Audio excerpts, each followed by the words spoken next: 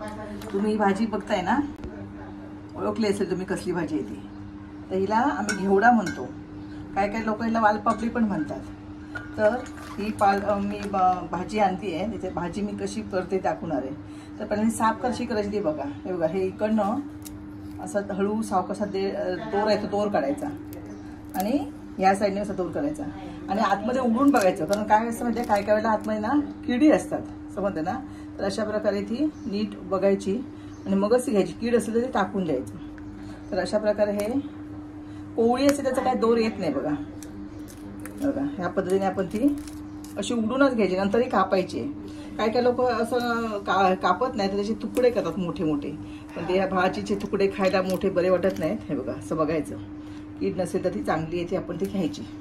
तर अशा प्रकारे ही घेवडा, काय काय लोक त्याला वालपापडी म्हणतात, त्याची भाजी मी कशा प्रकारे करते ते तुम्हाला मी दाखवणार आहे. आता ही मी पहिल्यांदा साफ करून घेते सगळी भाजी ह्या पद्धतीने आणि नंतर कशी चिरायची ते दाखवते. मी ते चिरते आहे तर ती ह्या पद्धतीने अशी अशा त्याच्या जुड्या करून घ्यायच्या, ते चिरायला बरी पडते, समजलं ना. आणि अगदी ती थोडीशी एकदम बारीक नाही पण मीडियम बघा अशी चिरून घ्यायची भाजी. म्हणजे ती आपल्याला खायला पण जास्त मोठी आपल्याला सवय नसते ना, खायला काय माहीत मला आम्हाला ती आवडत नाही अशी. त्यामुळे मी अशी मीडियम साईजची अशी ह्या पद्धतीने कापून घेते बघ ही अशी. तर अशा प्रकारे मी सगळी भाजी आता कापून घेते. आता या भाजीसाठी लागणारं साहित्य बघा. ही भाजी मी चिरून घेतली, ह्याचे गर असेच ठेवले अख्खे, कारण हे खायला छान लागतात म्हणून. ही पाव किलो भाजी घेतली होती घेवड्याची, ती बघा चिरून घेतली मी. आणि त्यासाठी मी हे बघा 2 मीडियम आकाराचे कांदे घेतलेत आणि ह्या लसणीच्या पाकळ्या घेतल्यात 5-6, थोडासा कढीपत्ता आणि एक बटाटा बघा मीडियम आकाराचा एक बटाटा मी चिरून घेतलाय. बटाटा घातल्यानंतर थोडीशी भाजी चांगली लागते म्हणून. तर कढई तापत ठेवली मी गॅसवरती. कढई तापली ना की त्याच्यामध्ये मी तेल घालते. कढई तापली आहे त्याच्यामध्ये 2-3 चमचे तेल घालते. आपण याच्या भाजीमध्ये ना पाणी घालून शिजवणार आहोत. आता तेल तापलं की आतमध्ये मी थोडीशी मोहरी व किंचित मोहरी घालते. नंतर पावपेक्षा कमी चमचा जिरं घालते.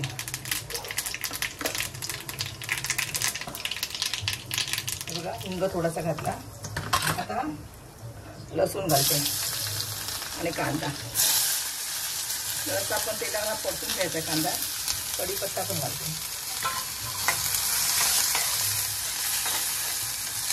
आता म्हणजे मी मसाला घालणार आहोत. आमचा मालवणी मसाला असतो ना तो तिखट. कारण ही भाजी ना ओल्या मिरचीची नाही बरी लागत. त्याची मसाल्याची भाजी असते ना तर थोडासा उग्रपणा असतो भाजीमध्ये ह्या, म्हणून काय होतं आपण मसाला घालायचा.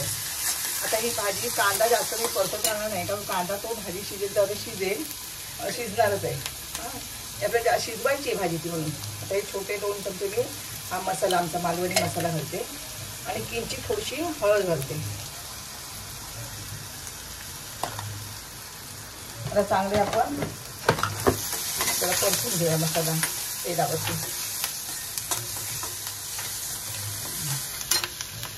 आता ही भाजी बघा मी चिरून घेतली ना भाजी, ही भाजी मी त्या तेलावर जरा परतून घेणार आहे आणि नंतर आपण थोडंसं पाणी घालणार शिजायला.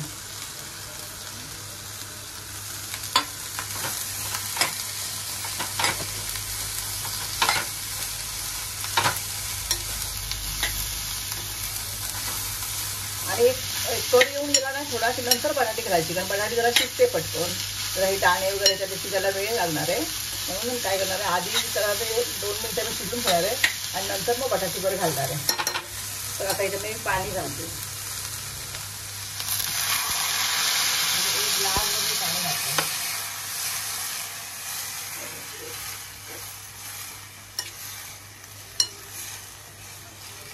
आता थोडंसं मीठ घालते.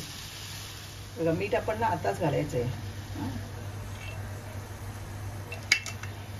मीठ घालायचं म्हणजे सगळ्या भाजीला चांगलं मीठ लागेल ना, त्यासाठी हे मीठ घातलं. आता चांगला याला उकळ आला ना, एक उकळ येऊन गेला की नंतर आपण घालायचं त्याच्यामध्ये बटाटे घालणार आहोत. तर आता मी ह्याच्यावरती झाकण ठेवते.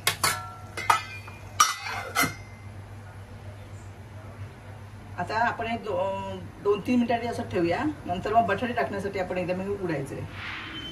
बघा 2-4 मिनिटं झाली आहेत. तर बघा भाजीला बघताय तुम्ही चांगला कलर पण आलाय. आता ही मी बटाटे घेते ना, 2 ते बटाट्याचे तुकडे याच्यामध्ये घालते आणि चांगलं परत ढवळून घ्यायचे.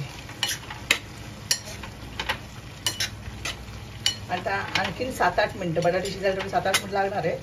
तोपर्यंत आपण परत मध्ये झाकण लावून त्याला ठेवून द्यायला शिजवायला. तेवढ्यात शिजेल ते.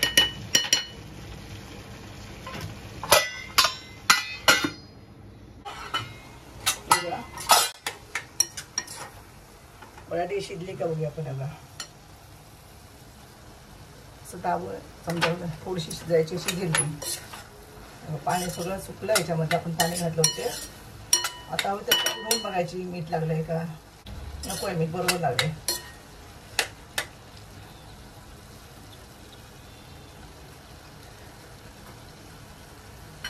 आता आपण खोबरं घालूया. तुम्हाला आवडत असेल ना टोमॅटो घातला तरी सुद्धा चालतो याच्यामध्ये. ठीक आहे, सगळ्या भाजी मी टोमॅटो घालत नाही. तुम्हाला आवडत असेल तर खायला हरकत नाही. आणि थोडीशी भाजी नाही उग्र लागते म्हणून किंचित आम्ही याच्यामध्ये साखर घालणार आहे. त्याच्यामुळे एक वेगळी चव आहे त्याच्या साखरेमुळे. हे उग्रपणा कमी होतो थोडासा म्हणून.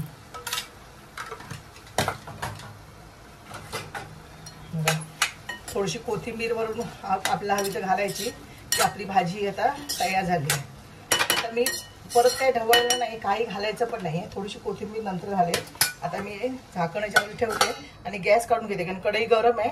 आणखी ती 5 मिनिटाला त्याच्यामध्ये ती गरम कढईमध्ये शिजेल. तर अशा प्रकारे आपली घेवड्याची भाजी किंवा वालपापडीची भाजी तयार झाली आहे. तर मित्रांनो, झटपट होणारी वालपापडीची भाजी ही तयार झालेली आहे. तुम्ही पण अशा प्रकारे वालपापडीची भाजी नक्की करून बघा. ती कशी झाली हे आम्हाला नक्की कळवा. व्हिडिओ आवडला असेल तर व्हिडिओला नक्की लाईक करा आणि चॅनलला सबस्क्राईब करायला विसरू नका.